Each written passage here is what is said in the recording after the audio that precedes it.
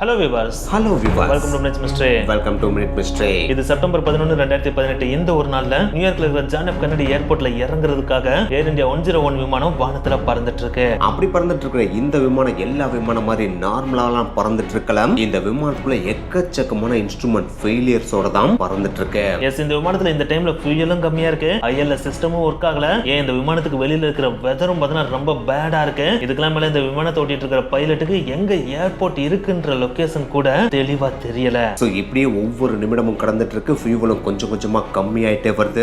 ஏர்பிளேனுக்குள்ள கிட்டத்தட்ட 357 பயணிகள் உயிருக்கு போராடிக்கிட்டு இருக்காங்க. அடுத்த சில நிமிடங்கள்ல அந்த பைலட் செய்யப்படுற சில செயல்பாடுகள் தான் அந்த விமானத்தோட இறுதி முடிவையே தீர்மானிக்க போகுது. சோ அந்த விமானம் சேஃபா தரையிறங்குச்சா இல்ல கிராஸ் ஆச்சா அப்படின்ற இன்கிரெடிபிளான ரியல் ஸ்டோரியை தான் இன்னைக்கு வீடியோல பார்க்க போறோம். இந்த ஸ்டோரியோட கடைசி நிமிடங்கள் ஒவ்வொரு நிமிடமும் திக்குன்னு தான் இருக்கும். சோ ஸ்கிப் பண்ணாம கடைசி வீடியோ பாருங்க. வாங்க வீடியோ பார்க்கலாம். ஒரு நம்ம சேனலை சப்ஸ்கிரைப் பண்ணி போயிடலாம். கூடவே வாட்ஸ்அப் சேனலுக்கான லிங்க் டிஸ்கிரிப்ஷன் கொடுத்துருக்கோம். மறக்காம கிளிக் பண்ணி ஃபாலோ பண்ணிக்கோங்க. இது செப்டம்பர் 11 2018 நியூ டெல்லியில் இருக்கிற இந்திரா காந்தி இன்டர்நேஷனல் ஏர்போர்ட்ல அதிகாலை 3 மணி அளவுல ஏர் இந்தியா 101 விமானம் அதனுடைய பயணத்தை தொடங்குறதுக்கு தயாரா இருக்கு. இப்படி புறப்பட தயாரா இருக்கிற இந்த ஏர் இந்தியா 101 விமானத்தை பத்தி சிம்பிளா சொல்லணும் அப்படின்னா, இது Boeing 777-300 extended range twin jet வகையை சேர்ந்த ஒரு பிளேன். இந்த வகையான விமானத்தை பார்த்தீங்கன்னா ஏர் இந்தியா 2009 வருஷம் போயிங் இருந்து வாங்கியிருக்காங்க. அப்படி வாங்கினதுல இருந்து இப்ப கிட்டத்தட்ட 9 வருடங்களா இந்த ஒரு ஏர் இந்தியா 101 அதோட செயல்பாட்டுல இருந்துட்டு இருக்கு. இப்படி செயல்பாட்டுல இருக்கிற இந்த ஒரு விமானத்தோட டிராவலிங் பார்த்த பத்தி சிம்பிளா சொல்லணும் அப்படின்னா, இந்தியால நியூ டெல்லியில இருக்கிற இந்திரா காந்தி இன்டர்நேஷனல் ஏர்போர்ட்ல இருந்து கிளம்புற இந்த ஒரு விமானம் அமெரிக்கால நியூயார்க்ல இருக்கிற ஜான் எஃப் கென்னடி இன்டர்நேஷனல் ஏர்போர்ட்ல போய் தான் லேண்ட் ஆகும். இப்படி லேண்ட் ஆகிறதுக்கு முன்னாடி இது எந்தெந்த வழியெல்லாம் டிராவல் பண்ணி வரும் அப்படின்னா, இந்தியாவை கிராஸ் பண்ண உடனே பாகிஸ்தான் அடுத்து ரஷ்யா அடுத்து பின்லாந்து அடுத்து கிரீன்லாந்து அடுத்து கனடாவை கிராஸ் பண்ணதுக்கு அப்புறம் தான் நியூயார்க்ல இருக்கிற ஜான் எஃப் கென்னடி ஏர்போர்ட்ல போயிட்டு லேண்ட் ஆகவே செய்யும். சோ இந்த டிராவலிங் பாயிண்ட்ஸ் எல்லாத்தையும் சொல்றப்ப உங்களுக்கே புரிஞ்சிருக்கும், இது ஷார்ட் டிஸ்டன்ஸ் ஏரோப்ளேன்லாம் கிடையாது. இது ஒரு லாங் டிஸ்டன்ஸ் கவர் பண்ணக்கூடிய ஒரு ஏரோப்ளேன். எஸ், இது கவர் பண்ற டிஸ்டன்ஸ் மட்டும் கிட்டத்தட்ட 12,000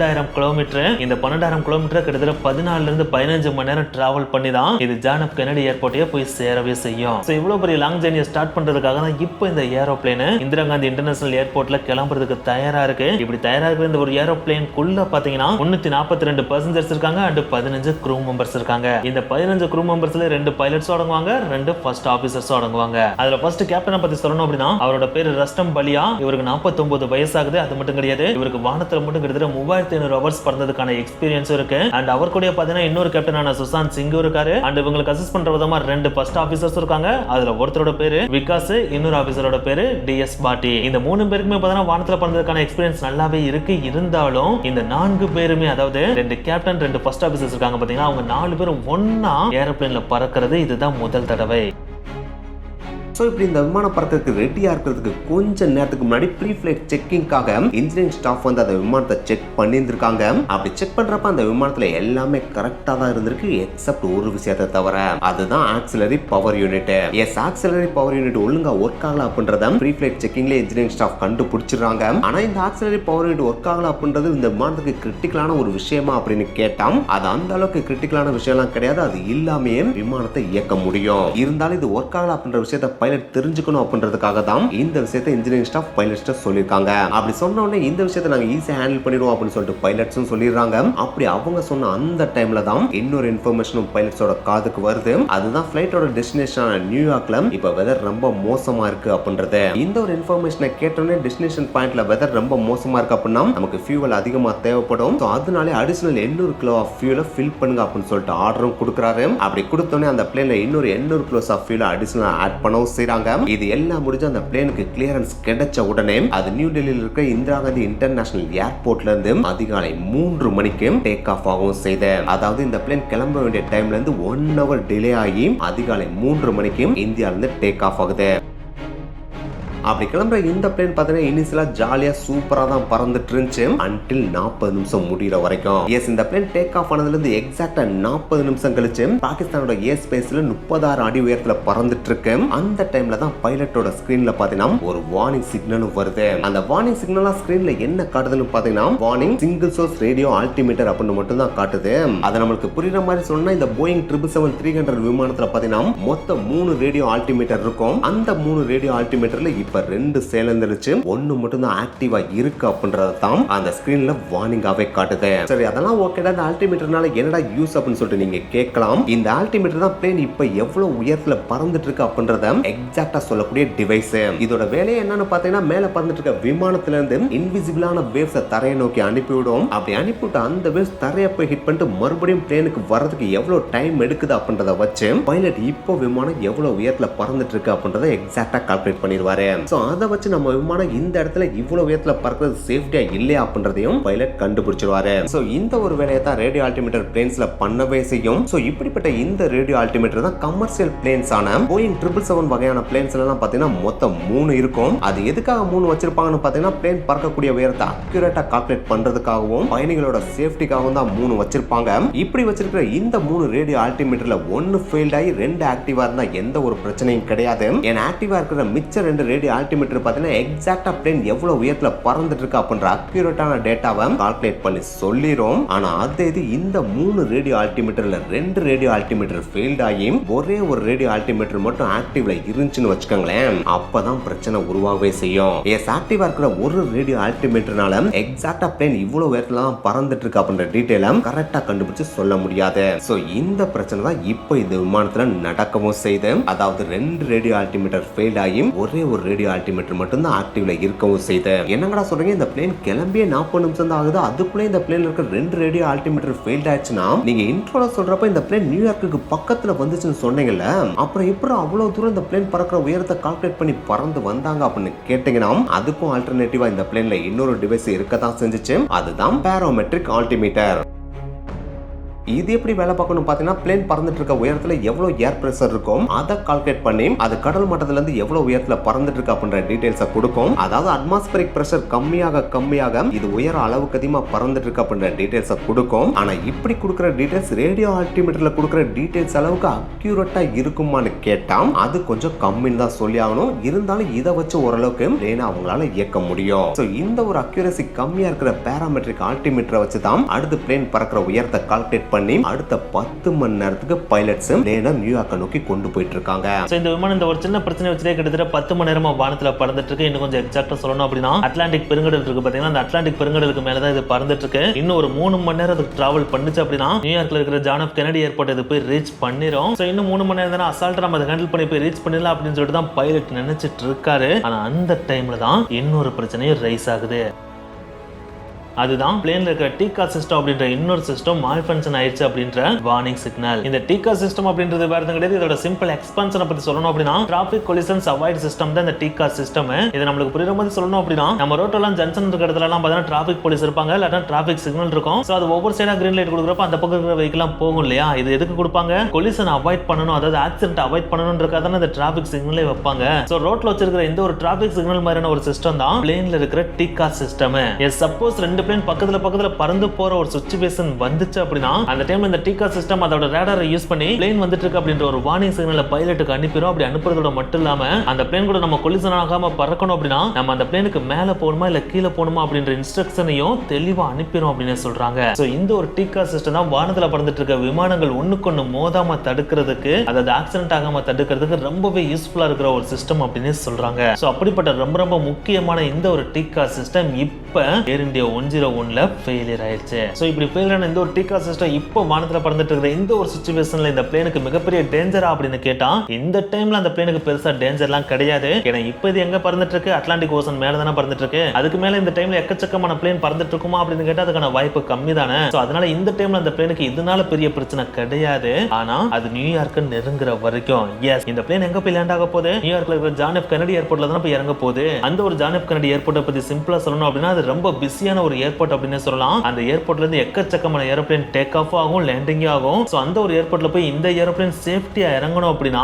இதுல கண்டிப்பா அந்த டைம்ல டீகா சிஸ்டம் ஒர்க் ஆகணும். சப்போஸ் ஒர்க் ஆகல அப்படின்னா அந்த ஏர்போர்ட்டுக்கு பக்கத்துல பறக்கிற ஏரோப்ளேன்ல இது கொலிஷன் ஆகிறதுக்கான வாய்ப்பு அதிகம் அப்படின்றது அந்த டைம்ல இந்த பிளேன்குள்ள இருக்கிற பைலட்ஸ்க்கு நல்லாவே தெரியுது. சோ இப்படி பிளேன் பறக்க ஆரம்பிக்கிறதுக்கு முன்னாடியே பாத்தீங்கன்னா ஆக்சிலரி பவர் யூனிட் போச்சு. பிளேன் பறக்க ஆரம்பிச்சு 40 நிமிஷத்துலயே பாத்தீங்கன்னா 2 ரேடியோ ஆல்டிமீட்டரும் போச்சு. அதுக்கடுத்து 10 மணி நேரம் பறந்த இந்த டைம்ல பாத்தீங்கன்னா டீகா சிஸ்டமும் போச்சு இல்லையா. சோ இந்த மாதிரி 3 ஃபெயிலியரான சிஸ்டத்தை வச்சுக்கிட்டு தான் இந்த பிளேன் இப்போ நியூயார்க்கை நோக்கி பறந்து போயிட்டு இருக்கு. ஆனா எனக்கு தான் இந்த மாதிரி 3 சிஸ்டம் ஃபெயிலியர் ஆனாலும் இந்த 3 சிஸ்டம் எதுக்காக ஃபெயிலியர் ஆச்சு, இதுக்கான முக்கியமான காரணம் என்னவா இருக்கும்ன்றத அனலைஸ் பண்றதுக்கு பைலட்ஸுக்கு டைம் இருக்கா அப்படின்னு கேட்டா அது கண்டிப்பா கிடையாது அப்படின்னு தான் சொல்லியானோ. ஏன்னா இன்னும் 3 மணி நேரத்துல இந்த பிளேன் போய் லேண்ட் ஆக போகுது இல்லையா. சோ அப்படி லேண்ட் ஆக போறப்ப இந்த பைலட்ஸ் அண்ட் ஃபர்ஸ்ட் ஆபீசரோட முதல் குறிக்கோள் என்னவா இருக்கு அப்படின்னா இதை எப்படியாச்சும் கொண்டு போய் சேஃப்டியா லேண்ட் பண்ணணும் அப்படின்றது மட்டும் தான் அவங்களோட மைண்ட்ல ஓடிட்டு இருந்துச்சே தவிர இதுக்கான ரூட் காரணம், அதாவது இந்த 3 சிஸ்டம் ஃபெயிலியர் ஆகிறதுக்கான முக்கியமான மூல காரணமா இருக்குது என்னன்றதை பாக்குறதுக்கு இவங்களுக்கு டைம் கிடைக்கவே இல்லை. இருந்தாலும் இந்த மாதிரி 3 ஃபெயிலியரான சிஸ்டத்தோட பைலட் பார்த்தீங்கன்னா தத்தி முத்தி இந்த ஏரோப்ளேன் நியூயார்க்கு பக்கத்துல கொண்டு வந்துடுறாங்க. இப்படி கொண்டு வர அந்த ஒரு சமயத்துல டைம் என்ன அப்படின்னு பார்த்தீங்கன்னா எக்ஸாக்டா நியூயார்க் டைம் படி அதிகாலை 6:10 அந்த டைம்ல நியூயார்க்ல வெதர் நல்லா இருந்துச்சான்னு கேட்டா அதுவும் கிடையாது. அன்னைக்கு காலையில பார்த்தீங்கன்னா நியூயார்க் ஃபுல்லா எங்க பார்த்தாலும் கருமேகங்கள் சூழ்ந்து மழை அப்பக்கப்போ கொட்டுன்னு கொட்டிட்டு வேற இருக்கு. சோ இந்த ஒரு எக்ஸ்ட்ரீம் பேட் வெதர் கண்டிஷனும் பார்த்தீங்கன்னா இந்த பிளேனுக்கு இருக்கிற 4வது மிகப்பெரிய பிரச்சனையா வந்து அமையுது. ஏன்னா இந்த பிளேன் ஓட்டிட்டு இருக்கிற பைலட்டுக்கு இப்ப அந்த ஜான் எஃப் கென்னடி ஏர்போர்ட்ல இருக்கிற ரன்வே சுத்தமா தெரியவே இல்லை. இருந்தாலும் ஜான் எஃப் கென்னடி ஏர்போர்ட்டோட ஏர் டிராபிக் கண்ட்ரோல கான்டாக்ட் பண்ணலாம்னு சொல்லிட்டு கான்டாக்ட் பண்ணி நாங்க லேண்ட் ஆக தயாரா இருக்கோம் அப்படின்ற சிக்னல் அனுப்புறாரு. இப்படி அனுப்பின உடனே அவங்களும் அந்த சிக்னலை ரிசீவ் பண்ணிட்டு அனலைஸ் பண்ணிட்டு உங்களுக்கான ரன்வே ஃப்ரீயா தான் இருக்கு, நீங்க லேண்ட் ஆகலாம் அப்படின்னு சொல்லிட்டு கிளியரன்ஸும் கொடுத்துறாங்க. சோ இந்த ஒரு கிளியரன்ஸ் ஒன்ஸ் கிடைச்ச உடனே நம்ம இந்த பிளேனை இறக்கலாம்டா அப்படின்ற எக்ஸ்ட்ரீமான எக்ஸைட்மெண்ட்ல பைலட் இந்த ஏர் இந்தியா 101 கீழே இறக்கலாம் அப்படின்னு சொல்லிட்டு அதுக்கான முயற்சிகள்ல இறங்க போறாரு. அப்படி இறங்க போறப்பதான் இன்னொரு மிகப்பெரிய பிரச்சனையும் அந்த ஏரோப்ளேன்ல உருவாகுது. அதுதான் ILS ஃபெயிலியர் ஆயிருது. இந்த ILSனா வேற எதுவும் கிடையாது, இன்ஸ்ட்ருமெண்ட் லேண்டிங் சிஸ்டத்துக்கு தான் ILS அப்படின்னு சொல்லுவாங்க. இதோட வேலையே என்னன்னு பார்த்தீங்கன்னா பிளேன் லேண்ட் ஆகிறப்ப ரேடியோ சிக்னல்ஸ் அனுப்பி ரன்வே எந்த இடத்துல இருக்கு அப்படின்றத எக்ஸாக்டா கண்டுபிடிச்சு பிளேன் அந்த ரன்வேக்கு கைட் பண்ணி சேஃப்டியா லேண்ட் ஆக வைக்கிறது தான் இந்த ILSோட வேலையேவும். இன்னும் கொஞ்சம் எக்ஸாக்டா சொன்னா பிளேன் ரன்வேல இருந்து எவ்வளவு தூரத்துல பறந்துட்டு இருக்கு, எவ்வளவு உயரத்துல பறந்துட்டு இருக்கு, அதை நம்ம எப்படிலாம் அட்ஜஸ்ட் பண்றது, அதாவது பிளேன் இன்னமும் உயரமா பறக்கணுமா இல்லாட்டினா உயரத்தை கம்மி பண்ணணுமா இல்லாட்டினா ரைட் சைட்ல போகணுமா லெஃப்ட் சைட்ல போகணுமா அப்படின்னு சொல்லிட்டு கைட் பண்ணி பிளேனை ஸ்மூத்தா ரன்வேல இறக்குறது தான் இந்த ILSோட வேலையேவும். அதுவும் இந்த ILS எப்ப ரொம்ப ஹெல்ப்ஃபுல்லா இருக்குன்னு பாத்தீங்கன்னா பேட் வெதர் இருக்கும் பாத்தீங்களா, அந்த டைம்ல இந்த ILS ரொம்ப ஹெல்ப்ஃபுல்லா இருக்குமா. அது மட்டும் கிடையாது, இந்த ILS மட்டும் பிளேன்ல ஆக்டிவா இருந்துச்சுன்னா பிளேன் ஆட்டோமேட்டிக்காவே லேண்ட் ஆயிருமா. சோ அந்த அளவுக்கு ரொம்ப முக்கியத்துவம் வாய்ந்தது தான் இந்த இன்ஸ்ட்ருமெண்ட் லேண்டிங் சிஸ்டம்னு சொல்லப்படுற ILS. ஆனா இப்படிப்பட்ட ILS தான் இப்போ இந்த பிளேன்ல ஃபெயிலியர் ஆகவும் செஞ்சிருச்சு. சோ இப்படி இது ஃபெயிலியர் ஆனது பிளேன்ல இருக்க க்ரூ மெம்பர்ஸ்க்குனால உச்சக்கட்ட ஸ்ட்ரெஸ் கொடுக்க ஆரம்பிக்குது. ஏன்னா பிளேன்ல ஆல்ரெடி 3 சிஸ்டம் ஃபெயிலியர், அதோட சேர்த்து இப்போ ILSம் ஃபெயிலியர் இல்லையா. சோ இத்தனை ஃபெயிலியரை வச்சுட்டு நம்ம எப்படி பிளேன்ல லேண்ட் பண்ண போறோம் அப்படின்னு சொல்லிட்டு அவங்க உச்சக்கட்ட பிரஷர்ல இருக்கப்ப தான் வேற வழியே இல்ல, நம்ம எல்னாவ் அண்ட் வீனாவ் அப்ரோச்சை பயன்படுத்தி தான் பிளேன்ல லேண்ட் பண்ணி ஆகணும் அப்படின்னு சொல்லிட்டு ஒரு முடிவுக்கு வர்றாங்க. அது என்னடா எல்னாவ் வீனாவ் அப்ரோச் அப்படின்னு சொல்லிட்டு நீங்க கேட்டீங்கன்னா நம்ம கார்ல எல்லாம் எப்படி GPS இருக்குமோ அதே மாதிரியான GPS வச்சு தான் ரன்வே எங்க இருக்கு அப்படின்றத கண்டுபிடிச்சு சொல்றதா இந்த எல்னாவ் வீனாவ் அப்ரோச்சேவும். ஆனா இது ILS அளவுக்கு ரொம்ப ப்ரிசைஸா பிளேனை கொண்டு போய் ரன்வேலே உட்கார வச்சிருமா அப்படின்னு கேட்டா அதுதான் கிடையாது. ஆனா அது ஓரளவுக்கு ரன்வே எங்க இருக்கு அப்படின்ற விஷயத்தை கண்டுபிடிச்சு கொடுக்கும். ஆனா அப்படி கொடுக்கறதுல ஒரு சின்ன சிக்கல் இருக்கு. ஏன்னா இந்த எல்னாவ் வீனாவ் அப்ரோச்சை யூஸ் பண்றப்ப பைலட் விசிபிளா ரன்வே எங்க இருக்கு அப்படின்னு அவருடைய கண்களால பார்த்தா மட்டும்தான் இந்த எல்னாவ் வீனாவ் அப்ரோச்சை யூஸ் பண்ணவே முடியும். சப்போஸ் அவரால் ரன்வேவை பார்க்க முடியல அப்படின்னா இதை யூஸ் பண்றது ரொம்ப கஷ்டம். சோ அந்த ஒரு இக்கட்டான சூழ்நிலையில தான் இப்ப பிளேன் பாத்தீங்கன்னா ஜான் எஃப் கென்னடி ஏர்போர்ட்டை நோக்கி போயிட்டு இருக்கு. ஸோ இவ்வளோ பிரச்சனைகளை வச்சுட்டு தான் ஜான் எஃப் கென்னடி ஏர்போர்ட்டை நோக்கி இந்த பிளேன் போயிட்டு இருக்கு. ஸோ அப்படி போயிட்டு இருக்கப்போ பைலட் ஓரளவுக்கு மனசை கான்ஃபிடென்ட் பண்ணிக்கிட்டு நம்ம எப்படியாச்சும் இந்த பிளேனை லேண்ட் பண்ணிடலாம் அப்படின்னு சொல்லிட்டு பிளேனோட லேண்டிங் கியர்ஸ் இருக்கு பார்த்தீங்களா, அதாவது பிளேனோட கீழே இறங்குற சக்கரம் இருக்கு பார்த்தீங்களா, அதை கீழே இறக்கலாம் அப்படின்னு சொல்லிட்டு அதை இறக்க போறாரு. அந்த டைம்ல பார்த்தீங்கன்னா அவருக்கு முன்னாடி இருக்கிற மானிட்டர் வந்து கைமையான்னு சொல்லிட்டு ஒரு வார்னிங் சிக்னல் வருது. இது என்னடா புது சிக்னலா இருக்கு அப்படின்னு சொல்லிட்டு பைலட் ஒத்து பார்க்கறப்ப தான் அவருக்கே தெரியுது லேண்டிங் கியர் இறங்குறதுல ஒரு மிகப்பெரிய பிரச்சனை இருக்கு, அதை உடனே நீங்க சரி பண்ணல அப்படின்னா அது ஒரு மிகப்பெரிய பிரச்சனையை கிரியேட் பண்ணும் அப்படின்னு சொல்லிட்டு வார்னிங் சிக்னல் வர ஆரம்பிச்சிருச்சு. இதை பார்த்துட்டு இந்த 4 பைலட்ஸ்க்குமே பக்கு நடிச்சிருது. என்னது ஏற்கனவே 1008 பிரச்சனை அந்த பிளேன்ல இருக்கு, இப்போ லேண்டிங் கியர் வேற இறங்க மாட்டேங்குது, என்னதான்டா இதுக்கு பிரச்சனை அப்படின்னு சொல்லிட்டு உள்ள பேப்பர் ஒர்க்ஸ் எடுத்து செக் பண்ணி பார்க்கலாம் அப்படின்னு சொல்லிட்டு கம்ப்ளீட்டா அதை எடுத்து செக் பண்ணி பார்க்கறாங்க. அப்படி செக் பண்ணி பார்க்கறப்ப தான் அவங்களுக்கே தெரியுது இது உண்மையான வார்னிங் சிக்னல் கிடையாது, இது ஒரு ஃபால்ஸ் வார்னிங் சிக்னல் அப்படின்றது. சோ இது ஒரு ஃபால்ஸ் வார்னிங் சிக்னல் அப்படின்றது தெரிஞ்ச உடனே பைலட்ஸ் எல்லாரும் உச்சக்கட்ட கோபத்துக்கு போயிடுறாங்க. ஏன்னா ஆல்ரெடி பாத்தீங்கன்னா இந்த 4 பேருமே உச்சக்கட்ட பேனிக் மோட்ல இருக்காங்க இல்லையா. சோ அந்த டைம்ல ஹார்ட் அட்டாக் கொடுக்குற மாதிரி இன்னொரு வார்னிங் சிக்னல் வந்துச்சு அப்படின்னா அது உண்மையான ஹார்ட் அட்டாக்கே இவங்களுக்கு வர வச்சிரும் இல்லையா. சோ அதனாலதான் அவங்க உச்சக்கட்ட கோபத்துக்கு போறாங்க.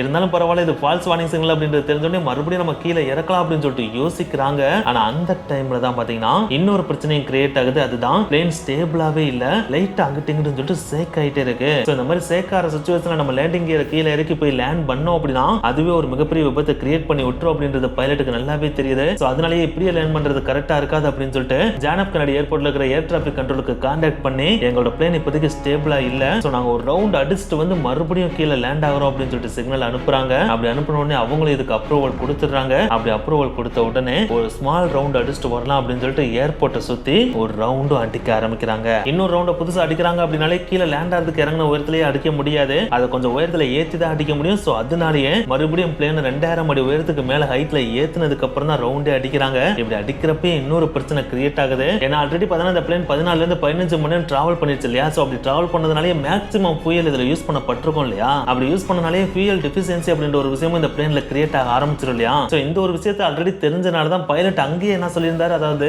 இந்திரா காந்தி இன்டர்நேஷனல் ஏர்போர்ட்லயே ஃபியூயல் ஃபில் பண்றப்ப என்ன சொல்லியிருந்தாரு, நியூயார்க்ல பேட் வெதர் இருக்கனால 800 கிலோகிராம் ஃபியூயலை அடிஷனலா ஆட் பண்ண சொல்லியிருந்தாரு இல்லையா. சோ அப்படி ஆட் பண்ண சொன்ன அந்த ஒரு 800 கிலோ ஃபியூயலை வச்சுதான் இப்போ அவங்க ஒரு அடிஷனல் ரவுண்டே அடிச்சிட்டு இருக்காங்க. ஆனா இந்த ஒரு 800 கிலோ ஃபியூயலும் எவ்வளவு தூரம் தாக்கு பிடிக்கும் அப்படின்றது, அதாவது எவ்வளவு நேரம் தாக்கு பிடிக்கும் அப்படின்றது பைலட்டால எக்ஸாக்டா சொல்ல முடியாது. சோ அதனாலே முடிஞ்ச அளவுக்கு இந்த ஒரு ரவுண்ட் அடிச்சு முடிச்ச உடனே நம்ம ரன்வேல கீழே இறங்கிடலாம் அப்படின்னு சொல்லிட்டு பைலட் முடிவு பண்றாங்க. அப்படி முடிவு பண்ற அந்த ஒரு சமயத்துல இன்னொரு பிரச்சனையும் உருவாகுது.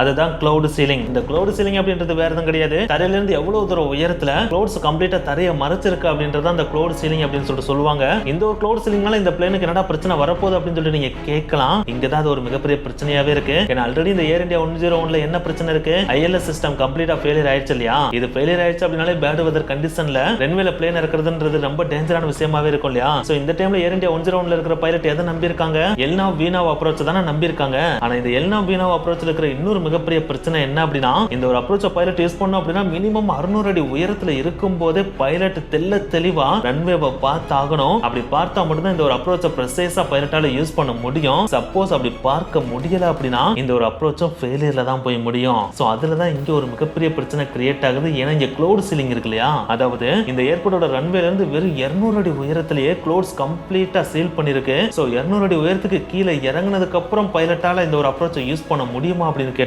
அதுக்கு வாய்ப்பே கிடையாது. சோ அதனால இந்த ஒரு எல்னா வீனாவ் அப்ரோச்சை யூஸ் பண்ண முடியாத ஒரு இக்கட்டான சூழ்நிலைக்கு பைலட் தள்ளப்படுறாரு. அப்படி தள்ளப்பட்ட உடனே வேற வழியே இல்ல, நம்ம ஏர் டிராபிக் கண்ட்ரோல கான்டாக்ட் பண்ணி வேற ஏதாச்சும் ஹெல்ப் கேட்கலாம் அப்படின்னு சொல்லிட்டு ஜான் எஃப் கென்னடி ஏர் டிராபிக் கண்ட்ரோலுக்கு கான்டாக்ட் பண்ணி, எங்க பிளேன்ல ILS இல்ல, இப்ப நாங்க எல்னா வீனாவ் அப்ரோச்சை தான் நம்பி இருக்கோம், ஆனா இந்த ஒரு அப்ரோச் எங்களால யூஸ் பண்ண முடியாது, ஏன்னா 600 அடி உயரத்துல இருந்து ரன்வே எங்களுக்கு தெளிவா தெரியல. சோ இப்போதைக்கு எங்களால இந்த ஒரு ரன்வேல இறங்க முடியாது. உங்களால முடிஞ்சு அப்படின்னா பக்கத்துல ஏதாச்சும் நியர்பை ஏர்போர்ட் இருந்து அந்த ஒரு ஏர்போர்ட்ல எங்களால 600 அடி உயரத்துல இருந்து ரன்வேவை பார்க்கக்கூடிய வெதர் அங்க இருந்துச்சு அப்படின்னா எங்களுக்கு உடனே இன்ஃபார்ம் பண்ணுங்க. அப்படி நீங்க இன்ஃபார்ம் பண்ணா மட்டும் தான் எங்களால இந்த பிளேன்ல லேண்ட் பண்ண முடியும் அப்படின்னு சொல்லிட்டு பைலட் சொல்றாரு. அப்படி சொன்ன உடனே JFK ஏர் டிராபிக் கண்ட்ரோலாலும் கொஞ்சம் கூட யோசிக்காம டக்குன்னு, இவ்வளவுதானா, பக்கத்துல தான் பாஸ்டன் இல்லாட்டினா வாஷிங்டன் ஏர்போர்ட் இருக்கு, அங்க நீங்க போனீங்க அப்படின்னா அங்க வெதர் கிளியரா தான் இருக்கு, சோ அங்க நீங்க வீணாவை எல்லாம் யூஸ் பண்ணி அசால்ட்டா கீழே இறங்கிடலாம் அப்படின்னு சொல்லிட்டு சொல்றாங்க.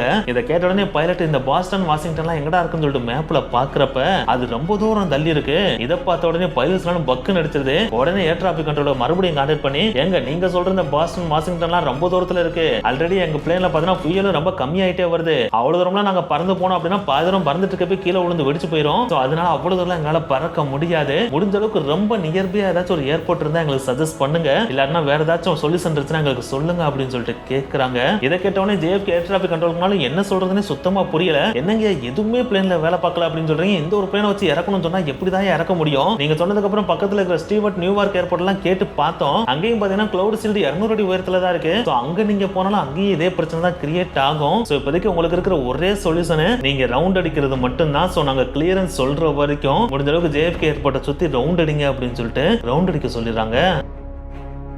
ஸோ இந்த மாதிரி JFK ஏர் டிராபிக் கண்ட்ரோல்லேருந்து சிக்னல் கொடுத்த உடனே வேற வழியே இல்லாமல் மறுபடியும் ஏர் இந்தியா 101 JFK ஏர்போர்ட்டை சுற்றி ரவுண்ட் அடிக்க ஆரம்பிக்குது. இப்படி ரவுண்ட் அடிக்க அந்த பிளேன்குள்ள இருக்கிற ஃபியூயல் கொஞ்சம் கொஞ்சமாக குறைஞ்சிட்டே வருது. டைமும் டிக்கிங் ஆகிட்டே இருக்கு. அந்த டைம்ல அந்த காக்பீட்டுக்குள்ள இருக்கிற 4 பைலட்ஸ்க்குமே பக்குன்னு தான் இருக்கு. ஏன்னா ஃபியூயல் மட்டும் ஒன்ஸ் இப்படி ரவுண்ட் அடிச்சிட்டு இருக்க போய் தீந்துருச்சு அப்படின்னா அப்படியே கீழே போய் நியூயார்க் சிட்டி மேலேயே உழுக வேண்டியதுதான். அப்படி மட்டும் இது நியூயார்க் சிட்டி மேலேயே போய் உளுந்து வெடிச்சிச்சு அப்படின்னா இது வரலாற்றில் நிகழ்ந்த ஒரு மிகப்பெரிய டிசாஸ்டரா கருப்பு பக்கத்திலேயே போய் ஆடாயிரும். அதனாலே அந்த 4 பைலட் வேற வழியே இல்லாம கடவுளை வேண்டிக்கிட்டு அந்த பிளேன் அவங்களால முடிஞ்ச அளவுக்கு ஓட்டிட்டு இருக்காங்க. அப்படி ஓட்டிட்டு இருக்கப்பயே அவங்க ப்ரே பண்ணதுக்கு ஏத்த மாதிரி ஒரு மிகப்பெரிய மிராக்கிளும் அந்த டைம்ல நடக்குது. அதுதான் ஜான் எஃப் கென்னடி ஏர்போர்ட்ல இருந்து வந்த அந்த ஒரு இன்ஃபர்மேஷன். எஸ், அந்த இன்ஃபர்மேஷன் என்ன சொல்றாங்கன்னு பாத்தீங்கன்னா, இப்போதைக்கு நியூயார்க் ஏர்போர்ட்ல கிளவுட் சீலிங் 400 அடிக்கு உயர்ந்திருக்கு, நீங்க வேணா அந்த ஏர்போர்ட்ல போய் லேண்ட் பண்றீங்களா அப்படின்னு சொல்லிட்டு கேட்கறாங்க. அப்படி சொன்னனே பைலட் கொஞ்சம் யோசிக்கிறாப்ல. ஏன்னா 600 அடி உயரத்துல இருந்து ரன்வே கிளியரா தெரிஞ்சா மட்டும்தான் பிளேனை சேஃபா லேண்ட் பண்ண முடியும். ஆனா இவங்க சொன்ன இன்ஃபர்மேஷன் படி 400 அடி உயரத்துல தான் கிளவுட் சீலிங்கே இருக்கு. சோ என்ன பண்ணலாம் அப்படின்னு சொல்லிட்டு யோசிக்கிறாங்க.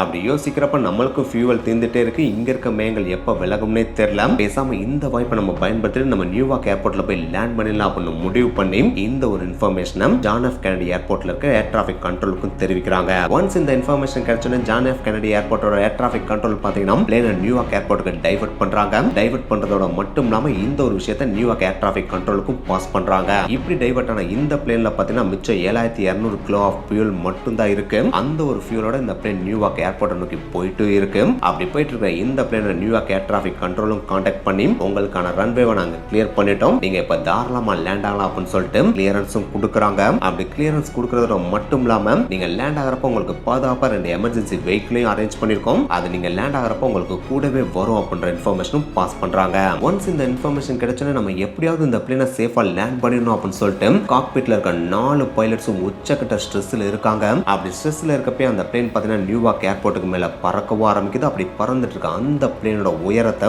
கொஞ்சம் கொஞ்சமா பைலட் கம்மி பண்ணவும் ஆரம்பிக்கிறாங்க. அதாவது பிளேன் பறக்கிற உயரத்தை 1000 அடிக்கு கம்மி பண்றாங்க. அப்படி கம்மி பண்றப்பயே எப்படியாச்சும் நம்மளுடைய கண்களுக்கு ரன்வே தெரிஞ்சணும் அப்படின்னு கடவுளை வேண்டிக்கிட்டும் இருக்காங்க.